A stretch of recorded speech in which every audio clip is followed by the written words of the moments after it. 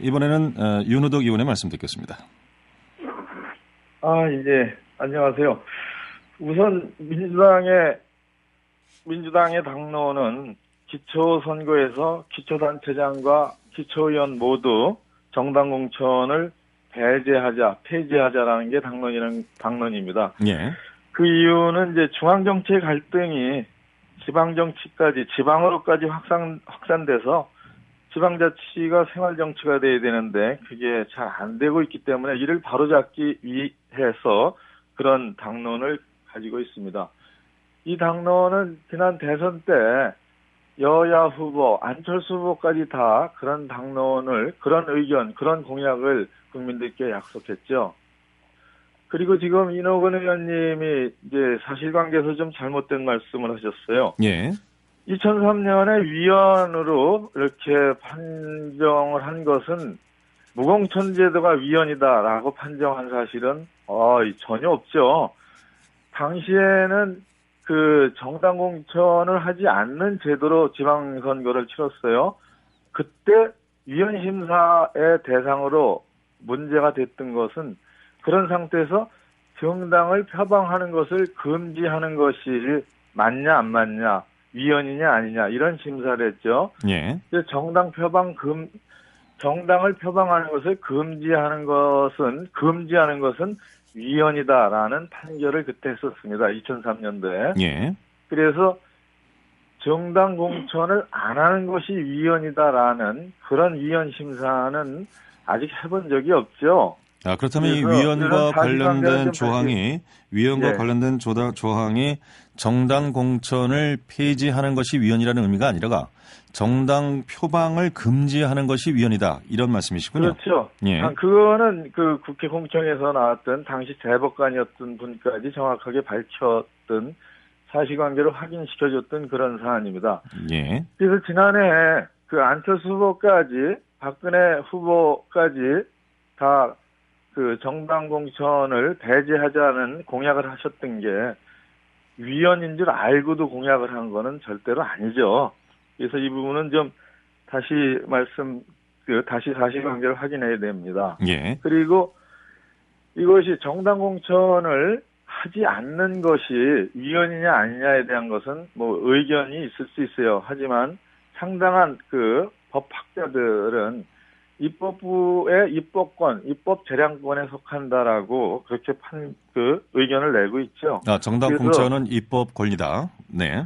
그렇죠. 그래서 지난 대선 때 모든 후보가 이렇게 공약할 수 있었던 거고 또 지금도 국민들이 거의 한 60% 내지 70%의 국민들이 기초선거에 있어서 정당 공천을 배제하는 것을 찬성하고 또 그렇게 되기를 여론으로 그렇게 주문하고 계신 거죠. 예, 알겠습니다. 자, 그렇다면 이 헌법상 해석에 대해서는 양당의 입장 차이가 있는 것으로 들리고요. 헌법의 해석 차이는 그건 예. 양당의 입장 차이가 있는 게 아니라 네. 사실관계를 바로잡은 거죠. 제가 2003년에 있었던 것은 정당 표방하는 알겠습니다. 것을 금지하는 것을 위헌으로 본 거죠. 알겠습니다. 일단 윤 의원님 말씀을 충분히 들었고요. 자, 이제 그 헌법상의 위헌 문제를 떠나서 과연 이것이 그 정당 공천을 유지할 때와 폐지할 때 이 문제점에 대해서 양당에서 이야기한 것으로 전해지고 있습니다. 그래서 먼저 인호건 의원부터 말씀을 듣겠습니다. 그 전에 윤우덕 의원이 이제 사실관계를 잘못 이해하고 있는 것도 있습니다. 뭐냐면은 정당 표방을 금지하면은 바로 그 자체도 위헌의 개연성이 높다는 겁니다. 직접 헌법재판관이 와서 얘기를 했고 헌법학자들도 그렇게 주장을 하고 있거든요. 예, 알겠습니다. 이제 위헌 여부는 이 정도로 정리를 하고요.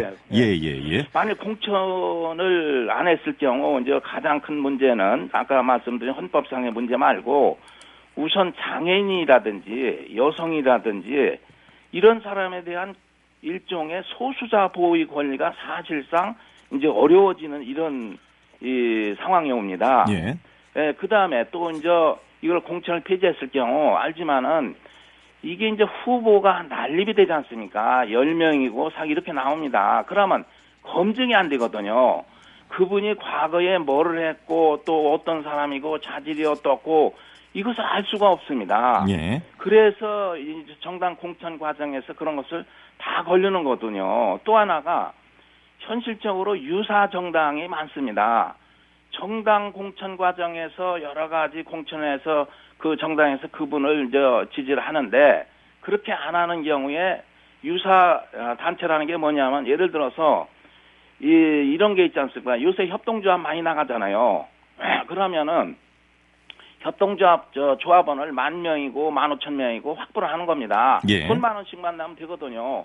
그럼 사실상 그 조합장이 될 개연성이 많고 또 하나가 저기 지역에 가면 노동단체가 많지 않습니까? 노동단체가 있는 데서 또 추천하면 그게 되는 겁니다. 또 저기 이제 여러 가지 시민단체가 또 상당히 사회적인 영향력이 있잖아요. 그러면 사실상 그런 유사 정당에서는 다 사실상 정당 기능과 공천 기능을 하는데 실제 헌법상 정당 설립의 자유와 또 정당에 대해서 엄격히 국가에서 보존해주고 있는데 예. 그거를 안 한다면 오히려 역차별을 받는다.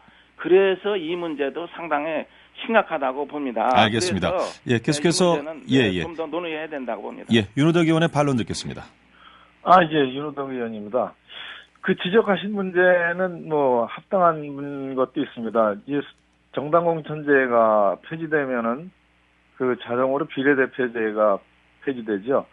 그래서 비례대표제에는 이제 여성들이 많이 진출할 수 있게 1, 3, 5, 7, 9 이런 식으로 홀수의 여성 후보를 넣게 법에 규정돼 있죠. 예. 그 여성 진출이 한 20%까지 늘어났습니다. 하지만 그 우선적 갈등인 중앙정치 갈등이 지방까지 확산되는 것을 차단하는 게 우선 국민들의 염원입니다. 하지만 이제 소수자, 지금 윤호덕 의원이 잘 지적해 주신 소수자의 정치적 진출, 여성, 장애인 이런 분들의 진출을 위해서는 별도의 대안을 만들 수가 있어요. 별도의 대안이라는 건 어떤 건가요? 여성 명부제를 우선 얘기할 수가 있어요. 그리고 동반 당선제를 얘기할 수가 있고요. 예.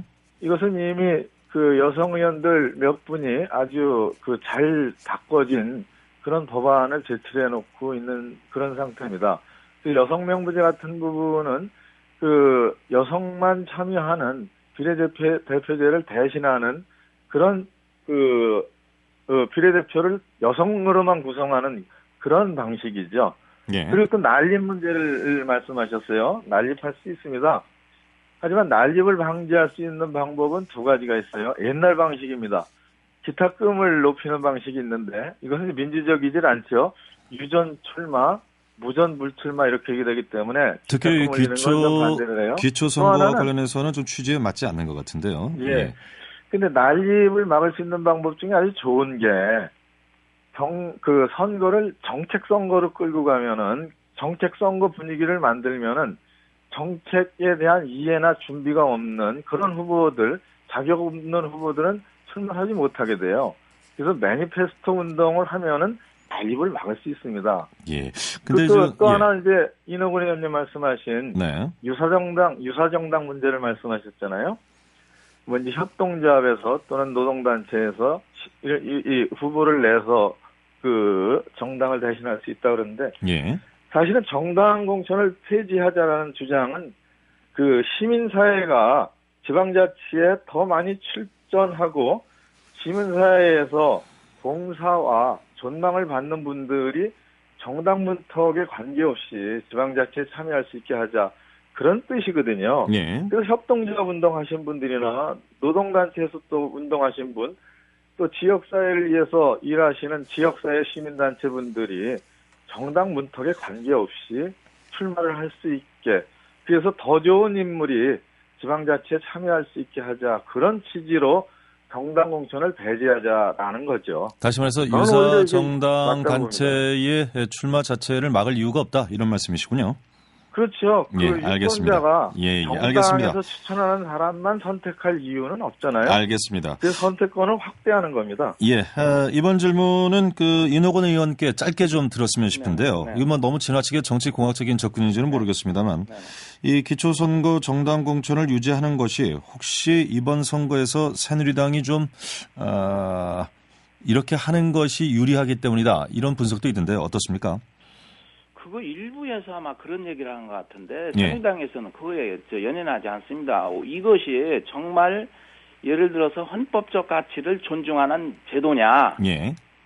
그리고 또 이것을 폐지 여부가 지금 문제가 되고 있는 여러 가지 공천의 비리의 문제 또는 자질의 문제, 능력의 문제, 또 시민을 위한, 국민이나 시민을 위한 그런 서비스의 문제, 여기 얼마나 합당하느냐. 그리고 이제 요새 풀뿌리 민주주의 얘기하지 않습니까? 특히 윤우덕 의원이 자주 풀뿌리 민주주의 언급하시는데 풀뿌리 민주주의를 또 훼손시키지 않겠느냐. 여러 가지가 이게 복합되는 겁니다. 왜냐하면은 알겠습니다. 그런데 예산을 결국 중앙에서 받아야 되거든요. 그렇다면은 지난해 4월 재보선에서는 기시던체 공천을 하지 않았거든요. 그렇죠. 이제 와서 이렇게 견해가 달라진 데는 그런 이유가 있지 않겠느냐라는 질문도 타당할 것 같아서요. 그래서 여쭤본 겁니다. 네네. 알겠습니다. 이번엔 윤우덕 의원께 질문 드리겠습니다. 반면에 이번에는 정당 공천을 폐지하는 게 민주당이 유리해서 이렇게 주장하는 것이다. 이런 또 일각의 추정도 있던데요. 이 부분에 대한 반론이 있을까요? 이거는 유불리의 문제가 아닙니다. 지난 대선에서 박근혜 후보, 문재인 후보, 안철수 후보 다 국민들께 약속한 사항입니다. 그 유불리의 문제 이전에 그 정치 지도자들이 국민께 한 약속을 어떻게 그대로 약속대로 실천하느냐, 그런 문제이지 유불리의 문제가 아니에요. 유불리는 전혀 아니다. 이렇게 듣겠습니다. 알겠습니다. 지금 현재 양당 의견이 굉장히 팽팽하거든요. 그래서 의견이 좁혀지지 않으면 어떻게 될 것인가 이제 다들 걱정들을 하고 있는데 만약에 의견이 좁혀지지 않으면 어떻게 되는 겁니까? 현행한 대로 그대로 가는 겁니까? 어떻게 되는 겁니까? 일단 인호근 의원님께 드리죠.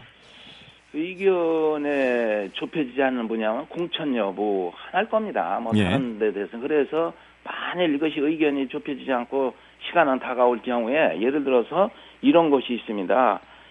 지금 비리 문제가 가장 많이 나오잖아요. 그러면 이게 상향식 공천으로 한다든지 또는 오픈 프라이머로 이렇게 해서 양당이 같이 한다든지 해서 그런 문제를 보완을 한다든지 또는 되게 이제 이 자질의 문제들이 많이 나오잖아요.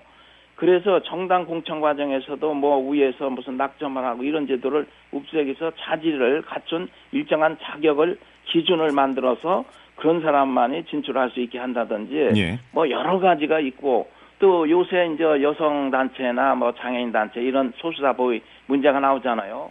그분들을 더 지금 폐지를 하면은 이제 큰 문제가 되기 때문에 그런 분들한테 유지를 하더라도 그런 사람들에 대해서 보호 권리를 더 강화해 줄 수 있는 문제 여러 가지가 있고 또 공직자가 저기가 있습니다. 선거 개입을 많이 하는 경우이거든요.